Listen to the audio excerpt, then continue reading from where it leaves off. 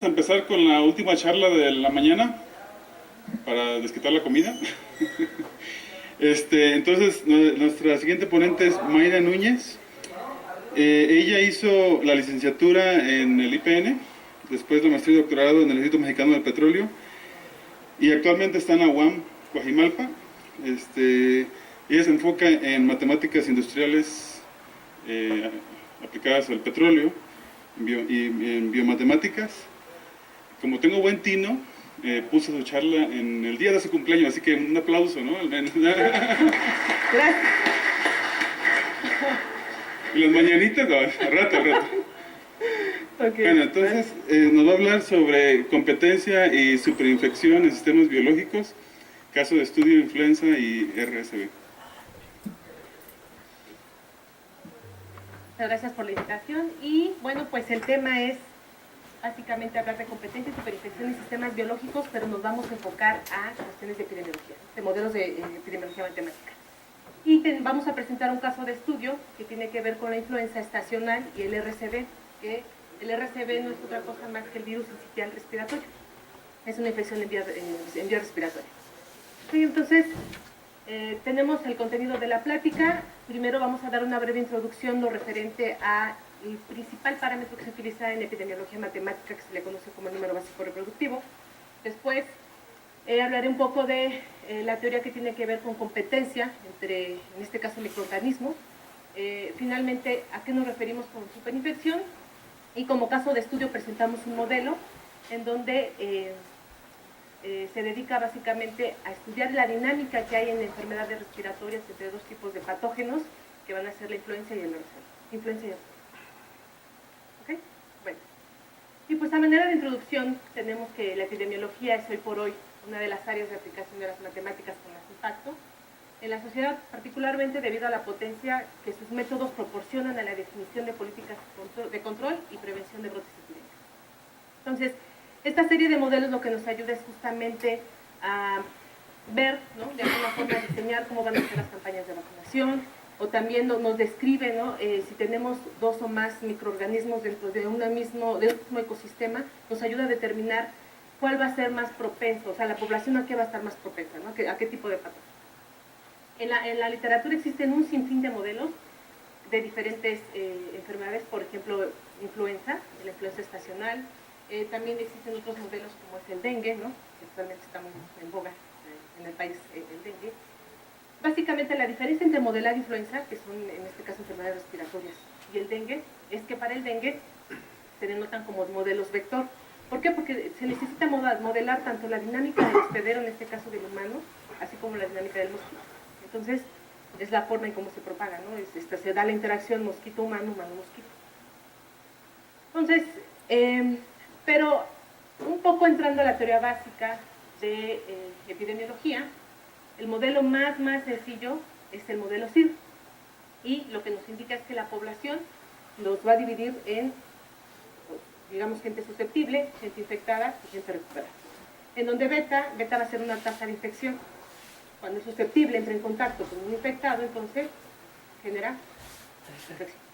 Y gamma va a ser una tasa de recuperación. Entonces, este tipo de modelos sirven, por ejemplo, para enfermedades de la infancia, lo que son varicela, la varicela, lo que es paperas, ¿no? Porque una vez que ya lo tuviste, fuiste susceptible, te infectaste, te recuperaste y ya no te vuelve a dar esta enfermedad, ¿no? Son enfermedades de la infancia. Muy diferente al diagrama que tenemos de este lado.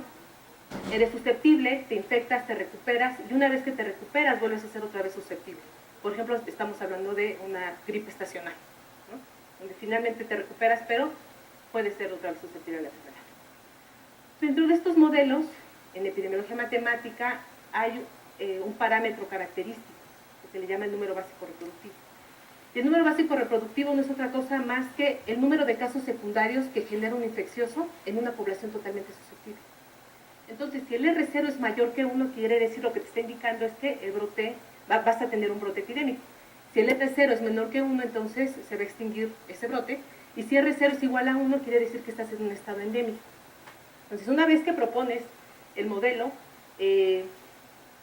tan básico o tan elaborado que tú quieras, es importante tener este parámetro. Este parámetro lo puedes obtener de manera analítica de acuerdo al modelo, o también lo puedes obtener si es que tienes datos reales, puedes calcular el R0 de datos reales. Y de alguna forma ligarlo, porque si se dan cuenta, este R0, si hablamos de una población susceptible, por ejemplo, normalizada, supongamos que S es igual a 1, entonces aquí lo que tenemos beta, que está relacionado con beta la tasa de infección, y gamma, que sería la tasa de recuperación. Si nosotros obtenemos este R0 a partir de datos reales, entonces es posible que estos parámetros también se obtengan. Sobre todo el parámetro más complicado de tener, si tú cuentas con datos reales, es justamente esa tasa de infección. Porque 1 sobre gamma, como gamma es la tasa de recuperación, entonces 1 sobre gamma, lo que te está diciendo el inverso es el tiempo promedio de infección, o tiempo promedio de infección. Entonces, para la mayoría de las enfermedades, 1 sobre gamma sí lo tiene. El beta es el problema. Si tú tienes esos datos reales, ¿cómo calcular beta? Pues bueno, en este modelo sencillo, una forma es calcular el R0, tienes 1 sobre gamma ahí, de alguna forma ya tienes beta. Ahora, para denotar el caso de estudio nos vamos a enfocar, necesito hablar un poquito sobre competencia. Y en este caso, la competencia básicamente se va a dar entre, bueno, se ha visto y es importante, un factor importante en la diversificación de animales y plantas, y para modelar la competencia se utilizan mucho los modelos Volta-Volterra, también conocidos como modelos presa-depredador, en donde dependiendo de la interacción tú puedes tener un estado competitivo o exclusión, ¿no? También, o coexistencia o exclusión competitiva. Ahora, en cuanto a enfermedades infecciosas, justamente estos patógenos pues van a estar en competencia por tener hospederos, ¿no? por cazar, digamos, de alguna forma los hospederos. Y esto te va a garantizar la permanencia en el ecosistema. Entonces, si yo quiero modelar la competencia entre dos patógenos, en este caso, o dos cepas de alguna enfermedad, ¿qué necesito? Pues incorporar dos tipos de infecciones. Entonces, ahora en este modelo sencillo, nada más para un poco entender a qué me refiero con competencia, voy a tener gente susceptible, gente infectada por la cepa 1 y gente infectada por la cepa 2. En donde, en realidad, lo que tú tienes que, los susceptibles se pueden infectar por cepa 1, por cepa 2, a una tasa beta 1, beta 2, y este término lo que me está denotando es esa fuerza de infección. Entonces, yo lo que quiero relacionar en este sistema es cómo modelar que en un mismo ambiente coexisten dos tipos de cepas, por ejemplo, ¿no? Y de este modelito, pues yo puedo obtener también cuánto vale el R0. El R0, bueno, donde iba a denotar si estás en la cepa 1 o en la cepa 2.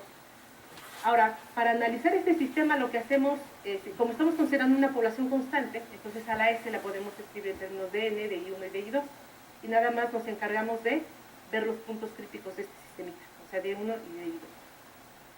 Tenemos un punto de equilibrio trivial, que quiere decir que no tienes enfermos por cepa 1 ni por cepa 2, pero nosotros nos vamos a enfocar a buscar justamente el punto de equilibrio no trivial, y lo hacemos igualando a 0 este sistema, y resulta que si planteamos el sistema así, encontramos dos puntos de equilibrio. En donde R0, aquí lo estamos denotando, R0 va a ser igual a R1, que va a ser igual a R2. Estamos denotando que el R0 de ambas cepas es la misma. Entonces, si me fijo en estos puntos de equilibrio, no encuentro coexistencia. En este punto, diríamos que existe nada más la cepa 1, y en este nada más tenemos la cepa 2. Entonces, ¿qué condición va a ser necesaria para que en este sistema yo tenga justamente en un punto de equilibrio la coexistencia de estas dos cepas? Evidentemente, pues este modelo no nos sirve. Entonces, ahí viene un concepto denotado sobre infección. Y la pregunta que nos hacemos es justamente, ¿qué mecanismos pueden ser responsables por la presencia de varios tipos de cepas en el sistema? Entonces, una primera respuesta que se da es pues la siguiente. Entonces, plantear una jerarquía competitiva entre las cepas. Es decir, que la cepa 2 sea competitivamente superior a la 1. Y esto, ¿cómo lo modelo en el sistema? De la siguiente forma. Otra vez tengo los susceptibles, esto va a dar la fuerza de infección, pero si yo estoy denotando que esta va a ser competitivamente superior a la 1, quiere decir que tú estando infectado por la cepa 1, es posible que te infectes por la cepa 2 a una tasa beta asterisco. Y beta 1 y beta 2 van a ser igual como lo habíamos planteado inicialmente. Y, si se dan cuenta, ahora los infectados por la cepa 2, o quiere decir que te infectaste siendo susceptible por la cepa 2 directamente, o que ya estás infectado por la cepa 1 previamente y ahora te infectaste por la cepa 2. A eso le conocemos como el concepto de superinfección. Es decir, la cepa 2 está en este caso, la cepa 2 está superinfectando a la cepa 1. Ahora, justamente, y lo que tenemos es que estas dos cepas pues van a competir por el mismo recurso. Entonces la pregunta natural que nos hacemos es, finalmente, ¿quién colonizará con éxito al hospedero y quién se va a extinguir? O puede ser que las dos coexistan. Lo que hacemos ahora es con este sistema sencillo, pues bueno, vamos a buscar esos puntos de equilibrio. Nos enfocamos nada más a los dos tipos de cepas, con cepa 1, cepa 2, y lo que tenemos es lo siguiente. Vamos a dar una primera aproximación. ¿Y qué nos dice esta primera aproximación? ¿Qué tal si beta asterisco es igual a beta 2? Es decir, quiere decir que la infectividad de la cepa no cambia. Da igual que tú te infectes directamente con la cepa 2 o que previamente ya te hayas infectado con la cepa 1 y ahora te infectes con la cepa 2. Y resulta que sí, que encuentras dos puntos de equilibrio en donde ambas cepas coexisten. El problema es que nos sale bajo esta condición, que necesariamente R2 tiene que ser menor que R1. Entonces, ¿esto qué implica? Que R2 sea menor que R1, está diciendo que la cepa 1 es competitivamente superior a la cepa 2. Y eso es lo que no nos... En principio eso no nos interesa modelar, sino lo contrario. Ahora, entonces, una segunda aproximación resulta en suponer, justamente esto va a ser una condición necesaria, que R2 sea mayor que R1 y que beta asterisco sea diferente de beta 2. Entonces, bajo estos supuestos, lo que encontramos es, para que existan estos puntos de equilibrio, encontramos aquí un auxiliar Q, que está denotado de la siguiente forma, y resulta que tenemos la existencia de estos puntos de equilibrio en donde coexisten ambas cepas, necesariamente si esa Q es mayor que 0. Entonces, lo que tenemos es lo siguiente, digamos, en esta tablita se resume lo que buscamos. Resulta que si esta Q es mayor que beta 1, sí habrá coexistencia de ambas cepas, y resulta que R2 es mayor que R2. Si Q es menor que beta 1, no habrá coexistencia, pero sin embargo, sí se cumple que R2 es mayor que R1. Y si no tenemos el auxiliar, como es en este caso, sí hay coexistencia, pero R2 es menor que R1. Por tanto, entonces el primer caso es el que nos interesa. Justamente es lo que queremos. Tenemos una cepa competitivamente superior a la primera, y además coexiste. Ahora, para que esta condición se cumpla, que Q sea mayor que beta 1 es equivalente a tener esta relación. Pues aquí lo que me dice es que la cepa 2 no solo es competitivamente superior a la cepa 1, sino que en presencia de esta se potencia, porque vamos a tener que beta asterisco necesariamente tiene que ser mayor que beta 2. Y también tiene sentido. Bueno, entonces, ya con estos conceptos, vamos a entrar al caso de estudio. Supongamos, bueno, no supongamos, en realidad nos dieron datos reales, ¿no? Datos reales de brotes epidémicos del estado de San Luis Potosí. Entonces, en San Luis Potosí nos dijeron, mira, tenemos casos de influenza estacional y del RCV. El RCV, como les había comentado, es el virus sincicial respiratorio, que de alguna manera, si tú te descuidas, ¿no?, de este virus, puede resultar en neumonía, etc., porque es una infección de las vías respiratorias. Entonces, de acuerdo a la literatura, netamente de microbiología y cuestiones de salud, dicen que plantean que cada año la influenza ataca al 20% de niños y el 5% de adultos. O sea, son enfermedades que se enfocan a adultos, a mayores de edad o a niños. Y el RCV infecta casi a todos los niños de 3 años de edad. Ahora, resulta que cada año la magnitud de las epidemias, las IRAS, les nombran enfermedades respiratorias agudas, varía posiblemente por la presencia de más de una circulación de virus respiratorio o más de una cepa que circula en influenza al mismo tiempo. Es decir, lo que ellos ya han entendido o caracterizado es que en ese mismo ecosistema, ¿no?, en este caso en la población, hay varias cepas circulando. Y trabajos previos muestran que la interferencia viral interviene en la transmisión de la influenza. La interferencia epidemiológica entre RCV e influenza, donde la epidemia de RCV es interrumpida por una epidemia de influenza. Es decir, es como si el RCV, es como si el RCV, cada periodo estacional, dejara pequeños espacios en donde la otra cepa pudiera atacar, y es cuando la influenza entra, ¿no? Bueno, entonces, con estas hipótesis que se tienen, vamos a plantear un modelo de enfermedades epidémicas.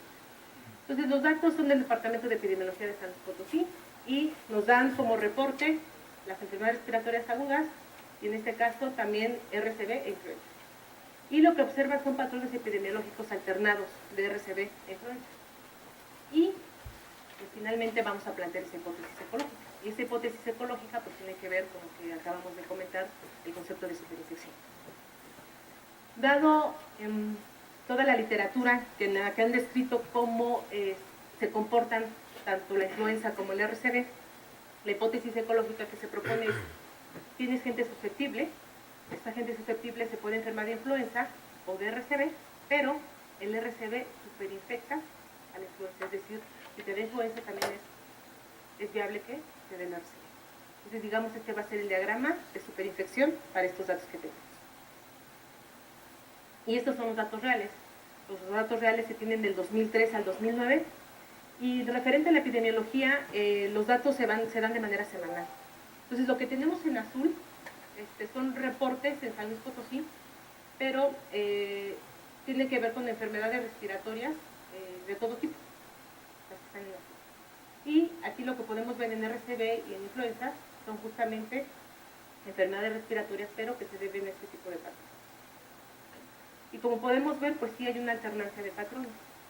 Entonces lo que ellos planteaban es posible que tú encuentres un modelo en el cual me explique esta alternancia de patrones, porque evidentemente aquí vemos que sí coexisten ambas cepas.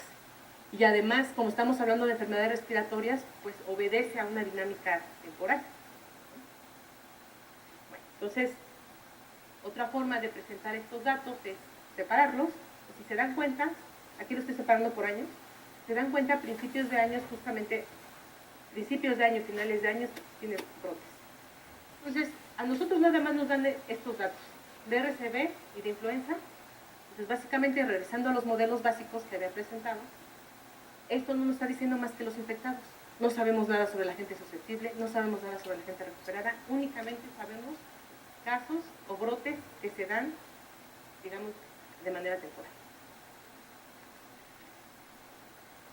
Bueno, entonces, pues ya que tenemos esos datos, como hemos visto que los datos presentan, no son datos estacionarios, son datos más bien estacionales, que obedecen justamente a estos cambios climáticos. Entonces, para dar una primera revisión de esos datos antes de plantear el modelo, ¿no?, lo que aplicamos es la transformada tipo Weisler, que permite el análisis de señales de manera similar a la transformada de Fourier, pero con la diferencia que esta transformada nos puede dar información temporal y frecuencial. ¿Okay? Entonces, los Weblers constituyen una familia de funciones que provienen de esta función que depende de dos parámetros, en donde A va a denotar la escala, que va a estar relacionado con la frecuencia, y tau va a ser la posición del tiempo. Entonces, si yo tengo una serie de tiempo, que en este caso son los brotes, y al aplicar esta transformada de Weibler, ¿no?, a esta serie de tiempo, pues justamente este coeficiente lo que me va a representar va a ser la contribución de la escala, es decir, que está relacionada con las frecuencias, a la señal, bueno, para las diferentes posiciones del tiempo tau. Entonces, lo que me permite es, si tengo estos datos y de manera numérica yo hago este modelo, ¿no?, que alimente a un sistemita, ¿no?, programamos estas cosas, y lo que me va a dar es justamente este coeficiente, que se le llama, ya digamos de manera visual, de manera gráfica, se le conoce como escalogramas. Entonces, como tengo la información, y primero parto de estos datos son, nada más lo presento porque quiero que observemos alguna cosa. Un detalle, tengo los datos de enfermedades respiratorias agudas. Quiere decir que este es durante el tiempo del 2003 al 2009, pero son tanto RCV como influenza. Y estos datos reales lo que nos está diciendo, si se dan cuenta, de manera bianual, se forma aquí como una especie de comportamiento bimodal, ¿no? Aquí también, pero de manera bianual. Entonces, si sacamos el escalograma de estos datos reales, lo que tenemos es lo siguiente, de manera numérica. Justamente aquí lo que quiero ver es investigar y cuantificar la evolución temporal de esta serie de tiempos. Como habíamos dicho, tenemos dos parámetros, ¿no? Aquí en el eje Y se refiere a la escala, ya explico a qué se refiere a la escala, y aquí el tiempo. Pues se dan cuenta la escala, aquí me está representando 4 semanas, 8 semanas, 16 semanas, 32 semanas. Estos son los datos, aquí están los datos tanto, tanto influenza como RCV. Y aquí tenemos 4, 8, 16, 32 y hasta 64. De 32 a 64 semanas están 52 semanas, que me está representando un año. Y es por eso que aquí la señal es muy fuerte para todos los años. La señal aquí es muy fuerte, quiere decir, aquí lo que me está indicando es que quiere decir que anualmente tienes ahí un proceso, ¿no? Justamente que es los brotes, es lo que me está describiendo. Entonces esta ventana es donde se observa con mayor fuerza. Ahora, una vez que ya también tengo estos datos en completos, pues también lo puedo separar. ¿Qué pasa? O sea, ya de una primera observación, ¿no? Que justamente aquí lo que me está dando hay un comportamiento, hay un proceso anual ahí que me dice algo. Pero ¿qué pasa si ahora separo tanto los datos de influenza como los de RCV? Y aquí en influenza se ve claramente un comportamiento bianual. Aquí se ve una mayor fuerza, una mayor señal aquí, cada 2 años. Y en RCV se ve un comportamiento más endémico, digamos más homogéneo en esta parte. Entonces, pero estos mismos datos, digamos, para hacer un poco más visible lo que les quiero comentar, es igual también este numérico. Del lado izquierdo tenemos la influencia, del lado derecho tenemos el RCV. Se dan cuenta aquí hay como un proceso bianual para la influenza. Y el RCV resulta que se ve más homogéneo. En otro sentido, o sea, lo que nos está diciendo es que este comportamiento más homogéneo, aparte que el RCV tiene que una mayor, la señal es mucho más fuerte en comparación con la influenza. Pero aparte, toda esta parte, aparte de esto, todo esto nos está indicando que el RCV tiene un comportamiento más endémico, ¿no?, que la influenza. Entonces, de aquí, con los datos y con esta vista en los escalogramas, lo que podemos decir es que la influenza es competitivamente inferior, sobrevive a bajas potencias y los eventos epidémicos van a ocurrir cada 2 años. Pero esto es un poquito antes de entrar al planteamiento del modelo. Ahora, ya tenemos a qué se debe en este caso ya el concepto de superinfección. Tenemos que establecer una competitividad jerárquica que obedece a las habilidades de cada especie para usar los recursos disponibles. Y la coexistencia. ¿Por qué tenemos coexistencia? Porque justamente las heterogeneidades de estos sistemas tienen que ver fuertemente con la variabilidad climática y la inmunidad temporal. Bueno, entonces, ya que tenemos esto claro, esto sería el planteamiento del modelo, digamos de manera esquemática. Este es un modelo SAIRS, que se le conoce como, estás en una etapa, eres susceptible, eres latente, infectado, recuperado y vuelves a ser otra vez susceptible. Entonces, ¿cuál va a ser la diferencia aquí? O cómo es que vamos a plantear o vamos a denotar este concepto de superinfección. E1 lo vamos a denotar como influenza y E2 como RCV. Entonces resulta que como nosotros queremos denotar esta superinfección, no importa en qué tu estado, si estés latente de influenza, infectado de influenza o recuperado de influenza, esto lo que me está denotando es que aquí tú puedes infectarte, en este caso ser latente, para tener RCV. Es justamente esta dinámica lo que me está denotando la superinfección. Ahora, el modelo es este. Lo que tenemos es susceptible, influenza y RCV. Aquí la fuerza de infección sería denotado por este término, cuando te infectas eres latente, en este caso de influenza o de RCV. Sigma, justamente este sigma tiene que ver con esto, con este término, que cómo tú puedes pasar de ser infectado de influenza a RCV, en cualquiera de los 3 compartimentos, ¿no?, de este o de este. Tenemos que gamma y eta son parámetros importantes. Gamma sería es el periodo, la tasa de incubación, y eta va a ser la tasa de recuperación.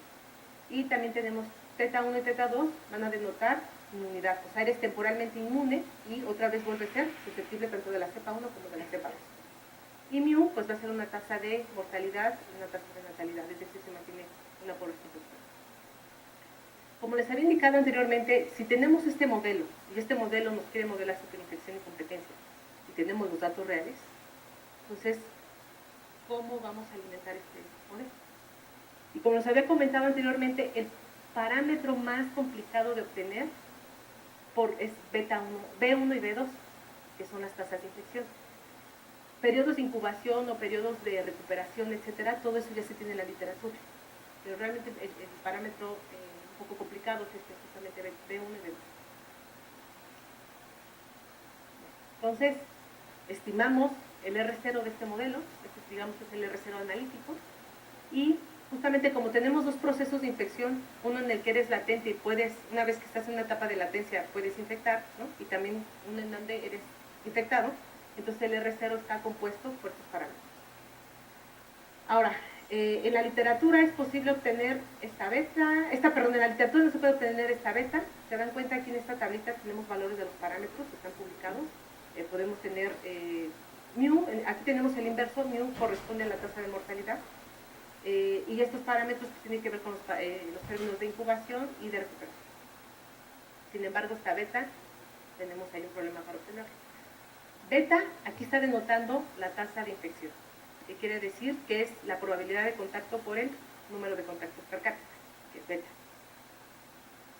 Si se dan cuenta, en el modelo yo estoy planteando aquí un B que yo quiero asociar justamente con la dinámica climática, porque justamente este comportamiento de los datos obedece al clima. Entonces, ya que tengo los datos reales, se hace una linealización de los infectados, lo puedo ver como un modelo exponencial, donde justamente acá está el R0 y están estos parámetros. De esta forma es como yo encuentro el R0, de manera, digamos, numérica. Si el R0 es mayor que 1, pues quiere decir que voy a tener un crecimiento de infectados, y si el R0 es menor que 1, pues no voy a tener. Entonces, para cada, como tengo los datos para cada año, entonces yo puedo calcular ese R0 para cada año. Lo ajusto, lo que obtengo es, si ya tengo R0 y como tengo los otros parámetros, pues ya es fácil obtener a beta. Ahora, vamos con las condiciones. Una condición importante es que si estoy diciendo que el R0 superinfecta la influenza, necesariamente R2 tiene que ser mayor que R1. Otra condición, esa es para la superinfección, y para la persistencia de ambas cepas, R2 tiene que ser mayor que 1 y aparte debe de cumplirse esta desigualdad, en donde el tiempo promedio de inmunidad tiene que ser mayor que estos parámetros que tienen que ver con el tiempo promedio de vida, el estado de recuperación y de incubación de ambas cepas. Entonces, cumpliéndose esas dos condiciones, es posible que yo tenga puntos de equilibrio en donde me denoten la persistencia de ambas cepas. Ahora, ¿cómo incorporo la variabilidad climática? Pues así, de esta forma. Resulta que esta beta ya la calculé a partir del R0 de manera numérica, ¿no? Y SDT, lo que se hizo es justamente conseguir en esos años la temperatura promedio. Y se ajustó un polinomio, también nos decimos aquí, ¿no? Se ajusta el polinomio, entonces lo que tienes es una tasa de infección ya no constante, sino que depende del clima. Y es como ya hemos formulado AB en el modelo original. Y una vez que se tiene esto, pues aquí están las simulaciones. Del lado izquierdo son los datos reales y del lado derecho son las simulaciones del modelo. Entonces, con estos datos, lo que no se pretende es hacer un pronóstico. O sea, el modelo lo que no estábamos solicitando es hacer un pronóstico de los nuevos casos de R0 de influenza, sino realmente lo que se necesita ver aquí es el comportamiento cualitativo que se obtiene del modelo. ¿Se dan cuenta? Aquí el modelo también nos está ajustando de alguna forma esta alternancia de patrones. Pero si nosotros los datos reales, los únicos datos reales que nos dan son los infectados, si tú quieres echar a andar el modelo, no tenemos condiciones iniciales para susceptibles, tampoco tenemos condiciones iniciales para recuperados, y tampoco también sabemos las condiciones iniciales temporales, ¿no? Pues en realidad lo único que tenemos es casos de infección. Y lo que sí nos reproduce este modelo es justamente lo que tenemos entre un brote y otro, es justamente estas ventanitas, es lo que los virólogos comentan que es el estado endémico. A diferencia, por ejemplo, tenemos en azul es la influenza, y en rojo es el RCV. Pues el RCV, se dan cuenta, la amplitud del RCV es más ancha, ¿no? O sea, quiere decir que este es justamente competitivamente superior al caso de influenza. Y entre un brote y otro lo que tenemos es este estado endémico, que los virólogos tanto comentan. Ahora, en las simulaciones, ¿se acuerdan que había comentado, no sé si recuerdan que había comentado algo sobre el sigma? El sigma es un parámetro, lo que me está denotando la superinfección, cómo pasar del estado de 1 y R1 al estado de 2 y 2 y R2. Entonces, lo que nos preguntábamos aquí es